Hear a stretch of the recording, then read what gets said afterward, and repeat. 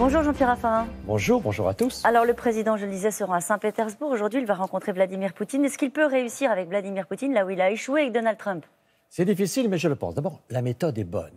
La méthode, c'est de parler à tout le monde. Il est allé voir Xi Jinping, il est allé voir Trump, il est allé en Australie, il est allé en Inde, il va en Russie. La France doit parler à tout le monde. Ça, c'est une bonne méthode. Ça sert à quoi, à part être bien élevé? Ça sert que la France a un rôle très important. On n'est pas aujourd'hui la puissance mondiale, mais on est au fond au cœur de tous les sujets. Et il y a un leadership Macron aujourd'hui dans le monde. Il n'est pas le seul, mais il fait partie de l'élite mondiale des gens qui comptent. Et donc, dans ce contexte-là, il est dans une position de force. Il va représenter d'une certaine manière un peu l'Europe dans ce dialogue avec Poutine. À un moment où Mme Merkel est quelque peu affaiblie, à un moment où les Britanniques ont d'autres soucis, les Italiens dans une certaine impasse. Donc la France est en position assez forte. La question maintenant, c'est la vision. Je crois qu'il faut rétablir des relations stratégiques avec Poutine. Et pour moi, parce que le monde... Ça passe par quoi? Ça passe par un axe, au fond, ce qu'on pourrait appeler l'arc euro-asiatique. C'est un dialogue à quatre, le G4, c'est-à-dire France, Allemagne, Russie, Chine. Il faut dépasser nos différences et nos divergences avec Poutine. On a deux grands sujets, l'Ukraine et la Crimée. On a la Syrie. Ça n'avance pas sur ce sujet-là. Sur ces sujets, on est bloqué.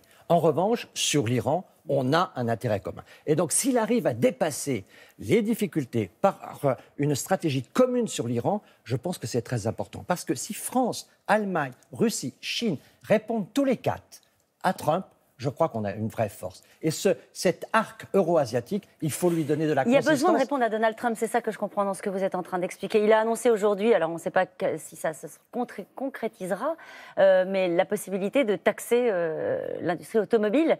Il y en a marre, comme il l'avait dit, de voir des voitures allemandes en bas de la Trump Tower. Il faut s'allier à quatre pour répondre à Donald Trump. Je pense qu'il faut que le continent euro-asiatique montre que c'est autour de lui que va se faire la stabilité du monde. Et la stabilité du monde, ça ne peut pas être Trump avec ce côté imprévisible qu'a le président américain. Et la stabilité du monde, c'est un sujet selon vous, Trump, Erdogan, Kim Jong-un, Poutine, des personnalités qui ont montré aussi parfois des égos et une forme d'imprévisibilité pour certains. C'est pour ça que vous avez monté votre ONG pour porter la paix. Ça veut dire que vous craignez la guerre, Jean-Pierre Raffarin? Je fais partie d'une génération où, quand Qui l'a j'étais connu jeune, qui n'a pas connu la guerre, qui a connu, au fond, cette vision de l'avenir où il n'y aurait plus de guerre. On pensait que les horreurs de la Seconde Guerre mondiale nous faisaient éviter tout retour de la guerre. Et aujourd'hui, je ne peux pas dire à mes petits-enfants qu'on est dans un avenir sans guerre. Quand je vois, le retour des États-puissances, alors c'est vrai de la Turquie, c'est vrai de l'Iran, c'est vrai de l'Arabie Saoudite, c'est vrai de toutes les grandes puissances qui ont des stratégies bilatérales, on voit le multilatéralisme, c'est-à-dire le dialogue entre tous qui s'affaiblit, et on voit au fond qu'il y a, avec la montée du terrorisme, les migrants, un certain nombre de sujets dont finalement l'opinion publique n'est pas consciente. Moi, je veux que l'opinion publique soit mobilisée, parce que s'il n'y a pas une conscience de la guerre, il n'y aura pas d'action pour la paix. Prenons l'exemple de Gaza et d'Israël. Est-ce que vous entendez parler du programme de paix? On parle de la guerre, mais personne ne travaille sur la paix. La solution des deux États, on n'en parle plus, ou très peu. Parce que la paix, c'était plus un sujet? Mais oui, parce que la paix, ça se travaille. Il faut faire un effort. On fait des efforts de guerre. Vous avez des écoles de guerre partout dans le monde. Est-ce que vous connaissez une école de paix? Au fond, aujourd'hui, la paix, c'est un travail. Il faut être au travail sur la paix. Si on ne veut pas la paix, ça ne tombe pas du ciel. La paix, il faut la vouloir, il faut travailler. C'est pour ça que je veux faire prendre conscience, avec cette ONG, avec 25 leaders, tous de pays différents, que l'opinion publique doit jouer son rôle et avoir conscience de la guerre pour mobiliser pour la paix. Je parlais des grands déséquilibres du monde. Il y a aussi des inconnus, ce qui se passe notamment en Italie. On a un nouveau Premier ministre en Italie, président du Conseil, qui est un illustre inconnu. Il est prof de droit, il a un CV assez incertain. On a une coalition qui paraît assez bancale entre l'extrême droite et un parti non identifié qui est le mouvement 5 étoiles. Quelle peut être la réponse de l'Europe? On a entendu Bruno Le Maire faire la leçon à l'Italie, ils n'ont pas aimé. D'ailleurs, personne n'aime beaucoup recevoir des leçons. Je pense que ce qui est très important, ce n'est pas tellement le fait qu'il n'ait pas beaucoup d'expérience, puisque maintenant on voit que dans les États, c'est assez courant de voir des leaders qui n'ont pas beaucoup d'expérience. Mais sur le fond des choses, il faut bien se dire que c'est la montée du populisme en Europe. Et quelle est la réponse de l'Europe? Quelle est la réponse de la France? La seule réponse au populisme, c'est l'emploi. Je le dis pour la France, je le dis pour tous les autres pays. La seule façon de pouvoir apaiser les populismes, c'est de donner des satisfactions sur la première attente de l'opinion publique, qui est l'emploi. Et donc c'est ça. C'est pas l'immigration. C'est l'emploi qui est le point clé aujourd'hui de la réponse. Et au fond, je crois qu'il faut rester mobilisé sur ce cap.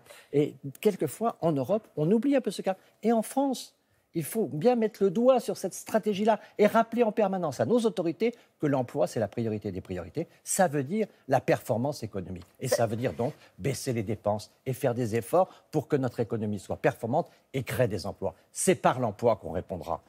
C'est pas, justement, je vous ai fait une question sur la question de l'immigration et des vagues migratoires dont on dit que ça alimente une forme de populisme en Europe. Vous dites que ça n'est pas le sujet. C'est vrai que c'est très important, qu'il faut naturellement mieux protéger nos frontières. Il faut être très attentif aux prochaines migrations qui vont arriver, celles du climat. Mais quand on voit la situation aujourd'hui du Maghreb, quand on voit les incertitudes dans notre ONG sur Leader pour la paix, par exemple, on travaille sur la frontière entre la Tunisie et la Libye. Si ce qui vient de Libye venait qu'à déstabiliser la Tunisie, c'est toute l'Europe qui serait déstabilisée. Et donc là, il y a des sujets très importants. La migration, ça existe, c'est un danger, il faut le maîtriser, mais l'emploi, c'est la priorité. Vous gardez un œil sur la paix sociale, Jean-Pierre Raffarin, oui? Oui. Bon, alors, quand vous voyez qu'on brûle une effigie du président de la République à la fin d'un cortège, vous y voyez une forme de radicalisation inquiétante où vous vous dites, bon, ça s'est toujours fait dans le mouvement social lorsqu'il dérape un peu?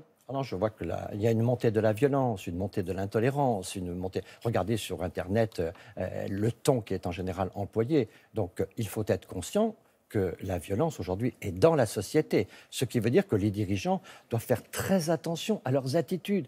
Pas de provocation, des discours qui sont apaisants et surtout du respect vis-à-vis des uns et des autres. Parce que derrière la brutalité, il y a la révolte. Vous trouvez qu'il y a une forme d'irrespect ou d'arrogance de la part du pouvoir aux responsabilités? Il y a eu quelques erreurs, par exemple sur les cheminots, il y a eu des erreurs d'attitude qui font qu'il faut pouvoir respecter les gens. S'ils défendent leur position, ils ont le droit de défendre leur position. Je pense qu'il faut faire la réforme de la SNCF, mais il faut respecter le travail des cheminots. Si on ne respecte pas, on participe à la violence. Donc il faut apaiser. La France est en cristal, Jacques Chirac le disait, je pense qu'il faut se souvenir de tout ça. Elle est très fragile, donc il faut travailler avec précaution. Sur les banlieues, il y a il y a eu cette volonté d'apaisement, à votre avis? Je pense que sur les banlieues, le problème est assez difficile. On va sur le rapport Borloo, puis on change un peu d'orientation par la suite. Donc là, il faudra redéfinir. Parce que c'est le vieux monde, a dit Emmanuel Macron, et il ne croit pas aux méthodes du vieux monde. Je pense qu'il faut trouver quand même les solutions, parce qu'on ne peut pas avoir cette France de non-droit à l'intérieur de la France. Donc il faut pouvoir avancer. La fermeté, la force d'un pouvoir, ça va avec la sérénité. L'autorité, ça passe aussi par la sérénité. C'était le dicton du jour. Merci Jean-Pierre Raffarin. C'est à vous, Laurent. Merci, bonne journée à tous les deux, bien sûr.